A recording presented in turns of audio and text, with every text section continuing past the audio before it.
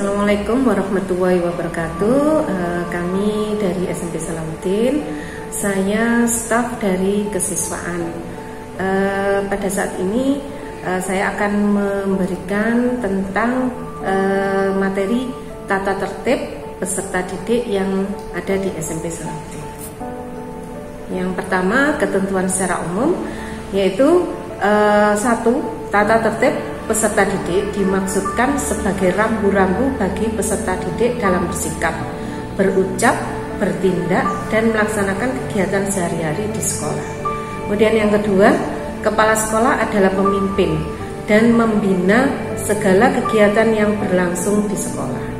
Yang ketiga, wakil kepala sekolah bidang kurikulum adalah guru yang membantu kepala sekolah dalam menetapkan program kurikulum. Yang keempat, wakil kepala sekolah bidang kesiswaan adalah guru yang membantu kepala sekolah dalam kelangsungan sistem yang berlaku di sekolah dalam kegiatan kesiswaan. Kemudian yang kelima, wali kelas adalah guru wali yang membina peserta didik dalam satu kelas. Yang keenam, guru bidang studi adalah guru yang mengajar peserta didik sesuai disiplin ilmu yang dipelajari. Yang ketujuh, guru membimbing konseling atau BK adalah guru yang mempunyai tugas, tanggung jawab, wewenang, dan hak secara penuh dalam kegiatan bimbingan konseling peserta didik. Yang kedelapan, guru piket adalah guru yang bertugas menjaga, memantau pelaksanaan kegiatan belajar mengajar. Yang kesembilan, pembina OSIS adalah guru pendamping yang memantau dan membimbing OSIS SMP Salahuddin dalam menyelenggarakan kegiatan yang melibatkan peserta didik secara umum. Kemudian yang ke-10, peserta didik adalah siswa yang terdaftar secara administratif di SMP Salahuddin. Yang ke-11, kegiatan belajar mengajar adalah proses interaksi peserta didik dengan guru dan sumber belajar. Yang ke-12, waktu istirahat adalah waktu yang ditentukan oleh sekolah pada peserta didik dan guru untuk melepas lelah, untuk mencari semangat baru. Yang ke-13, atribut adalah kelengkapan yang harus dipakai oleh peserta didik. Yang 14, pakaian seragam adalah pakaian yang wajib dipakai oleh peserta didik selama mengikuti KBN, baik dilaksanakan di sekolah, PJJ, maupun di lokasi lain sesuai ketentuan sekolah. Yang ke-15, sanksi adalah tindakan sebagai hukum atas pelanggaran yang dilakukan peserta didik terhadap tata tertib sekolah.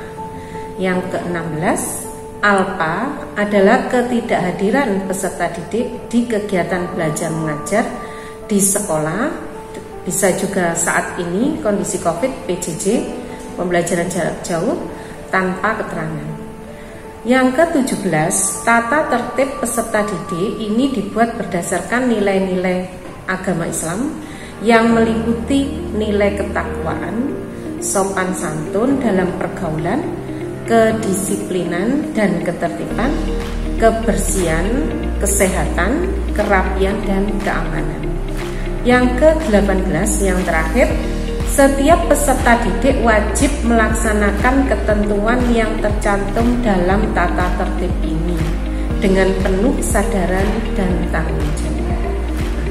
Ini tata tertib yang ada di SMP. Kemudian dari tata tertib tersebut kita membuatnya tidak asal-asalan, tapi berdasarkan landasan, maksud, dan tujuan.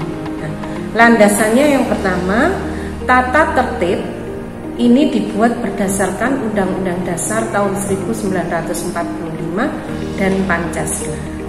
Kemudian yang kedua, maksud ditetapkannya keputusan ini sebagai tata tertib dan peraturan disiplin sekolah yang berlaku di SMP Salahuddin dan disesuaikan dengan perkembangan kondisi lingkungan internal dan eksternal sekolah.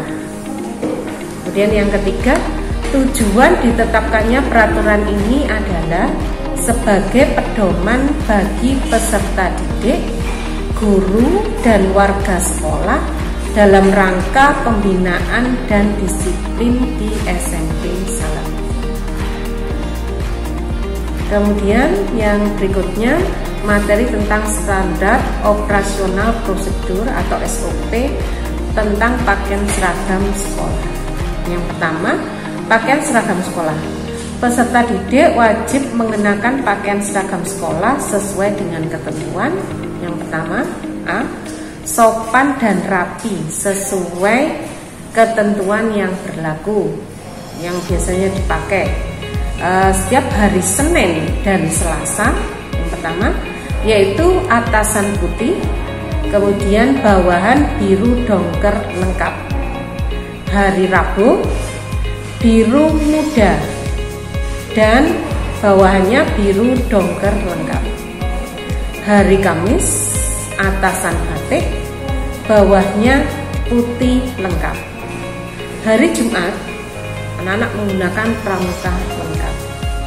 Kemudian yang B, memakai dasi, lokasi kelas, dan beg lengkap dengan identitas sekolah. Yang C, topi sekolah sesuai ketentuan, ikat pinggang warna hitam dari sekolah. Kemudian yang D, sepatu warna hitam polos atau bisa putih bagian bawah solnya.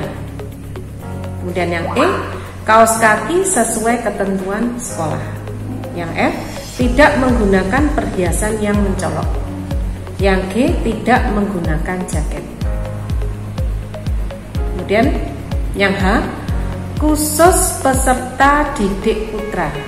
Yang pertama, celana panjang sesuai ketentuan, celana panjang dan lengan baju tidak digulung dan tidak dikecilkan. Kemudian yang ketiga, celana tidak disobek atau dijahit pensil atau cutbray. Bagi yang melanggar celana panjang peserta didik ini, yang bersangkutan akan dipotong bagian celana panjangnya dan harus membeli celana panjang ganti di koperasi sekolah SMP Salahuddin. Kemudian yang berikutnya adalah khusus peserta didik putri. Yang pertama, ketentuannya adalah panjang rok sampai mata kaki tanpa belahan samping maupun belakang. Yang kedua, kain dan warna jilbab ini disesuaikan dengan ketentuan sekolah. Yang ketiga, jilbab harus menutupi seluruh rambut dan rambut memakai ikat, ya, diikat dulu baru ditutupi dengan jilbabnya. Kemudian yang keempat, tidak memakai perhiasan atau aksesoris yang mencolok, bisa berupa gelang gitu ya, kemudian mungkin cincin dan lain sebagainya, atau kalung. Nah, yang kelima, lengan baju tidak digulung. Kemudian yang keenam, wajib memakai celana panjang dalaman. Jadi anak-anak putri memakai dalaman ya, yang berupa legging boleh. Nah, itu semua adalah ketentuan dari SOP seragam. Kemudian ada lagi untuk pakaian seragam olahraga. Satu lagi ya, untuk kegiatan olahraga dan pengembangan diri, peserta didik wajib mengenakan pakaian olahraga yang sudah ditetapkan sekolah dan dipakai hanya di sekolah atau pada jam-jam pelajaran olahraga atau kegiatan lain yang berkaitan dengan olahraga. Nah, demikian itu semua materi tentang tata tertib yang ada di SMP Salahuddin dan juga SOP-nya dari pemakaian seragam bagi putra putri anak-anak SMP Salahuddin. Saya kira sudah cukup waktunya. Silakan nanti anak-anak bisa membaca di file ya yang nanti akan diberikan di MPLS tersebut.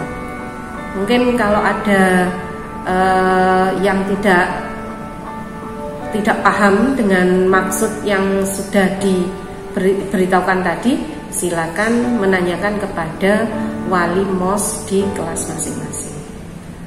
Assalamualaikum warahmatullahi wabarakatuh.